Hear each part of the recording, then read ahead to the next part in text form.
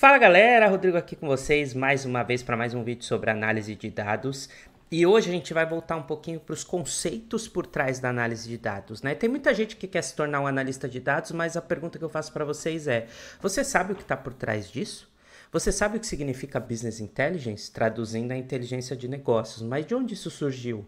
Como esse conceito evoluiu ao longo dos anos? É importante a gente saber um pouco do conceito por trás do trabalho que fazemos, então é por isso que hoje a gente vai discutir um pouco mais sobre os conceitos por trás do Business Intelligence. Bora lá?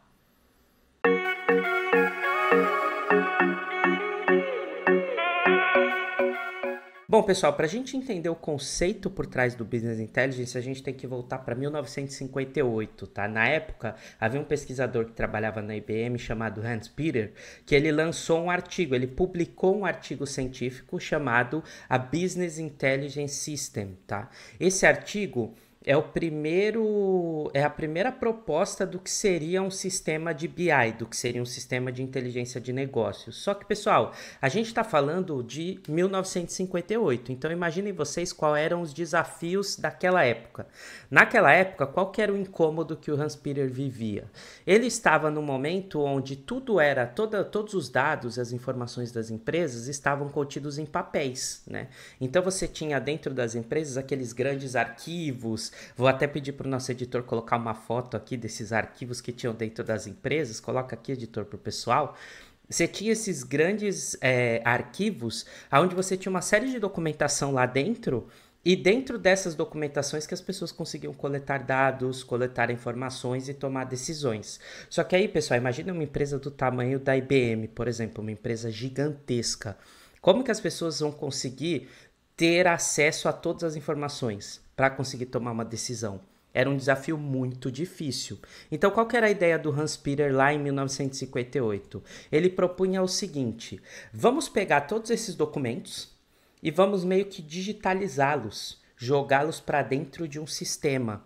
Dessa forma, todo mundo vai poder acessar esse sistema e ter acesso fácil, acessar e ter acesso fácil às informações no momento que desejar. Então, a proposta do primeiro sistema de BI era essa: pegar documentos físicos e transformar em arquivos virtuais, né? Não online, porque a gente ainda não está falando de internet, né? De web, como conhecemos hoje, mas digitalizar dentro da própria empresa, né? Então, internamente na empresa eu tinha esses arquivos virtuais onde todo mundo poderia acessar e conseguir tomar decisão com base nessas informações, tá? Então essa é a primeira proposta. Óbvio, pessoal, que essa proposta, ela perdura, ela ganha força, o mercado aceita ela e ela vai sendo cada vez mais utilizada pelas empresas. Até que a gente chega na década, como vocês podem ver aqui, lá na década de 80, onde começam a surgir os primeiros sistemas de gestão da informação. Do que a gente está falando? A gente está falando dos mainframes. O que eram os mainframes? A proposta lá do Hans Peter, em 58, é digitaliza tudo. Só que aí quando eu tenho um volume muito grande de arquivos para colocar dentro do sistema, eu vou precisando ter um sistema cada vez maior. E aí eu vou precisando ter computadores que possam armazenar essas informações cada vez maiores, em espaços maiores. E aí surgem os mainframes, é a era do mainframe, onde as empresas começam a ter esses grandes servidores, essas grandes salas dentro da companhia, onde ela vai armazenando todos esses arquivos, todas essas informações virtuais, tá? Para todo mundo ter acesso.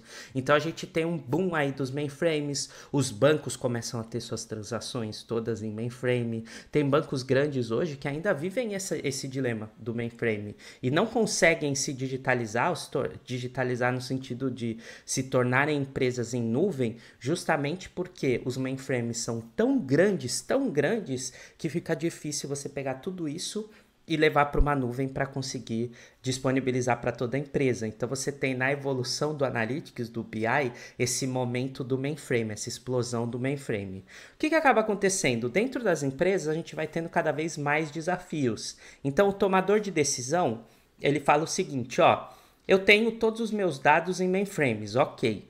Só que toda vez que eu preciso tomar uma decisão e que eu preciso de um relatório, eu tenho que pedir para uma área de pessoas especialistas dentro da minha empresa que conseguem conversar através de queries, de consultas com esses mainframes para extrair informações. Então você tem aí os grandes bancos de dados do Oracle, do SQL nessa época. Então você tem esses enormes bancos de dados aonde só pessoas que foram formadas em tecnologia conseguiam acessar para extrair informação. Então, a partir do momento que você trouxe tudo para o virtual, você começa a viver uma nova anomalia que é a velocidade para conseguir acessar esse virtual. E aí, esse gargalo começa a fazer com que as empresas busquem por soluções que eliminem um pouco esse gargalo, onde eu não precise toda hora demandar de uma área especialista da minha empresa o acesso ao mainframe para extrair, para me gerar um relatório.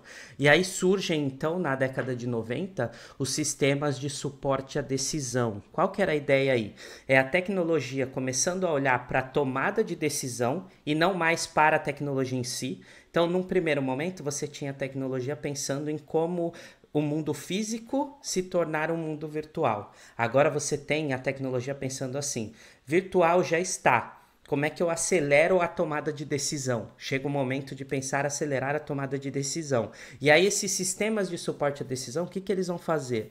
Eles vão ser sistemas capazes de armazenar dentro deles um volume menor de dados, sim, menos informações, mas que o próprio usuário, a própria área de negócio, ela consegue cruzar essas informações para tomar decisão. Dando um exemplo para vocês aqui bem raso, mas que ilustra bem o que eu estou dizendo, falando um pouco, por exemplo, da tabela dinâmica do Excel. Quando você faz uma tabela dinâmica do Excel, o que você faz? Você tem ali planilhas dentro do Excel com informações, você junta isso numa planilhona, e aí você transforma isso numa tabela dinâmica, onde você pega as informações que você quer trabalhar, os dados que você quer trabalhar, e ele já pluga o resultado para você conseguir tomar uma decisão rápida. Então essa era a função do sistema de suporte à decisão. Eu trago as informações, um volume menor de informações para a mão do meu usuário, do negócio, e aí com essas informações o negócio consegue juntar para tomar decisão rápida. Ele não precisa toda vez acessar os mainframes para extrair, para conseguir tomar decisão, entendeu? E aí quando a gente está falando de tabela dinâmica de Excel, obviamente você tem as limitações, né? Então você vai ter 1 milhão de linhas no máximo, você vai ter N limitações desses sistemas, mas você já tem uma velocidade maior de tomada de decisão. E aí a coisa evolui. E aí a gente chega na década de 2000. E na década de 2000, a gente já está falando assim, a tecnologia já está focada em tomada de decisão. Então saiu da ideia do virtual, começou a viver o mundo de tomada de decisão. Agora vamos acelerar ainda mais a tomada de decisão. É nesse momento que a tecnologia ela começa a olhar para a questão da neurociência. Como as pessoas tomam decisão e como as decisões são processadas dentro do cérebro humano, da mente humana. E aí descobre-se o seguinte, né? Não se descobre, mas na verdade traz-se esse conceito para dentro do mundo de BI, que é o seguinte. A mente humana, quando a gente olha alguma coisa, a primeira coisa que a gente recebe dentro do nosso cérebro, dentro dos nossos córtex cerebrais, é a imagem. Então a imagem ela é a primeira coisa que a gente recebe pelos olhos. O olho e a mente, o olho ele lê a imagem ela entra pela nossa retina e o cérebro já consegue instantaneamente distinguir o que é aquela imagem.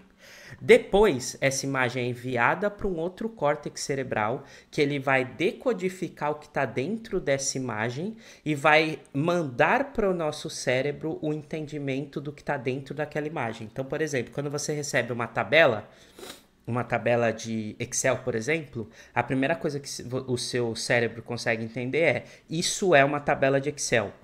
Aí, essa tabela vai para dentro do seu cérebro, para outro córtex, e esse córtex vai começar a interpretar o que tem células em cada uma das células, em cada uma das linhas, para poder justamente ter um entendimento do que está dentro daquela tabela. A tabela você instantaneamente entende. Pá, você olhou, tem tabela. Aí depois o seu cérebro processa para entender o que está lá dentro, e aí sim você consegue tomar uma decisão com os dados que estão ali. Só que aí a tecnologia fala o seguinte, então, beleza, se o ser humano é muito mais visual, e se a gente pegar essas informações que estão analíticas e transformar elas de certa forma em imagens? para que o cérebro instantaneamente reconheça e consiga tomar uma decisão rápida, sem precisar interpretar tanto. É aí que surgem os sistemas de Business Intelligence como a gente conhece até hoje. É aí que surge a ideia do Data Vis, da visualização de dados. O que é a visualização? Eu vou pegar essa tabela analítica, eu vou transformar ela num gráfico onde eu tenho, por exemplo, 4 barras com a evolução. Quando eu levo essas barras para o usuário, ele bate o olho, ele entende que tem 4 barras, instantaneamente ele entende que uma é maior que a outra e ele não precisa racionalizar tanto o conteúdo dentro das barras, porque a barra já dá a ideia de volume.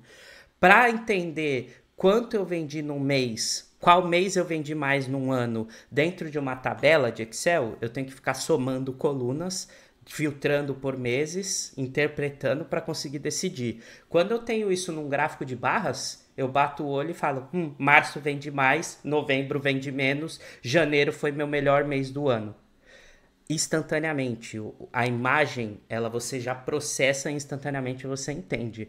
É aí que o Business Intelligence ganha relevância, é aí que a gente vai conhecendo, então, os softwares de Self-BI como a gente conhece hoje, Tableau, Power BI, softwares que vão trazer essa ideia do DataVis e vão nos permitir tomar decisões com uma velocidade muito maior. Então, resumindo para vocês, quando a gente fala da evolução do Analytics, a gente está falando do seguinte, documento físico virando ambiente virtual virando tomada de decisão com dados analíticos acelerando tomada de decisão com gráficos visuais, beleza?